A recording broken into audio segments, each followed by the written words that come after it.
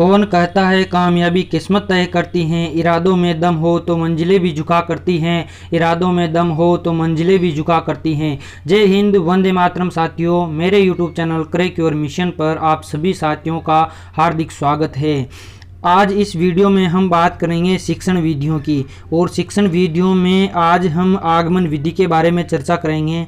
तो सबसे पहले बात आती है कि आगमन विधि आखिर कहते किसको हैं।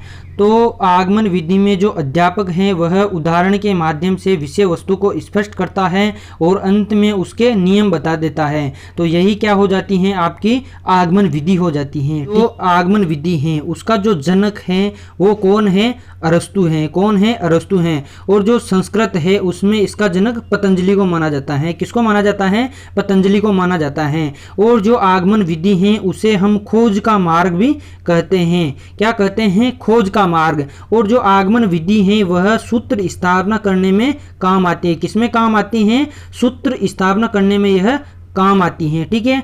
और जो व्याकरण शिक्षण है उसको पढ़ाने की यह सर्वश्रेष्ठ विधि मानी जाती है। कौन सी विधि सर्वश्रेष्ठ मानी जाती है, आगमन विधि। जो व्याकरण शिक्षण है उसकी सर्वश्रेष्ठ विधि कौन सी मानी जाती है, आगमन विधि मानी जाती है। एक बार और हम जो आगमन विधि है उसकी परिभाषा को देख लेते हैं।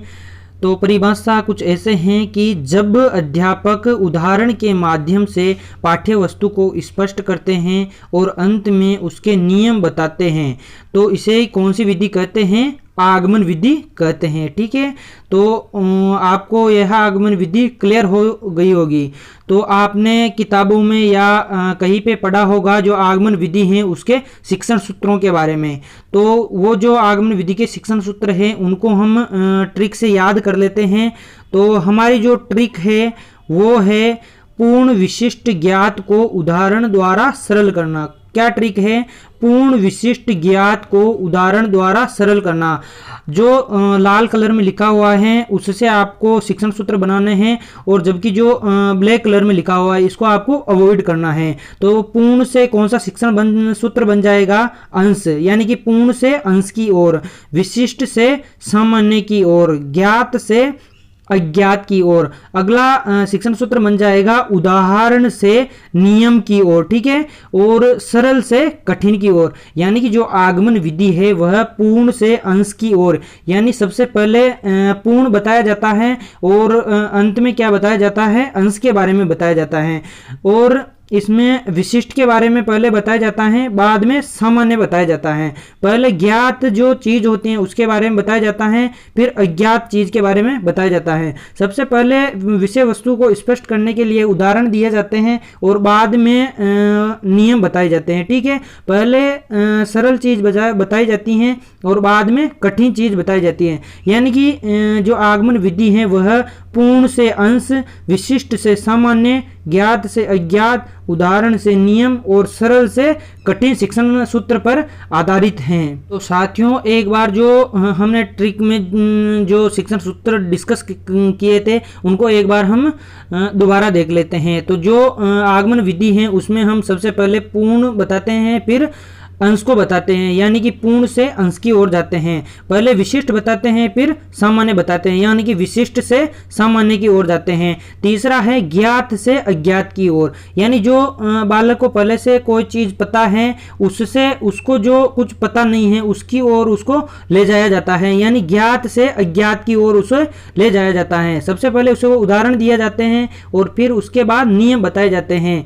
उसको सबसे पहले सरल चीजें बताई जाती हैं, फिर कौन सी चीजें बताई जाती हैं, कठिन चीजें।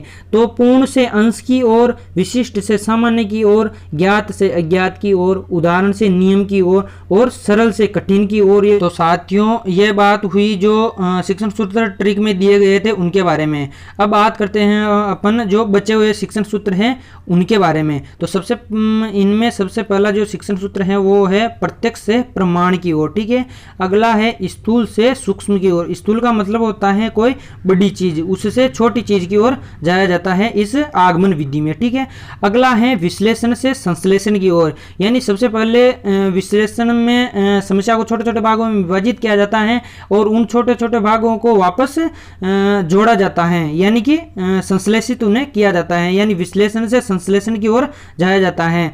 अगला शिक्षण सूत्र है मूर्त से अमूर्त की ओर। मूर्त जो है वो जो हमारे नजरों के सामने कोई चीज होती है उसे हम मूर्त कहते हैं, और अमूर्त का मतलब होता है हमारे आंखों के सामने नहीं होती वो चीज। तो जो आगमन विधि है उसमें हम मूर्त से अमूर्त की ओर जाते हैं। तो साथियों, मैं आशा करता हूं कि यह वीडियो आपको पसंद आया होगा। अगर यह वीडियो आपको पसंद आया तो प्लीज़ इस वीडियो को लाइक कीजिए, शेयर कीजिए, और अगर आप हमारे चैनल पर नए हैं तो प्लीज़ हमारे चैनल को सब्सक्राइब कीजिए, क्योंकि इसी प्रकार के वीडियो आपको आगे भी मिलते रहेंगे। इस वीडियो को पूरा देखने के लिए आप सभी साथियों का धन्यवाद।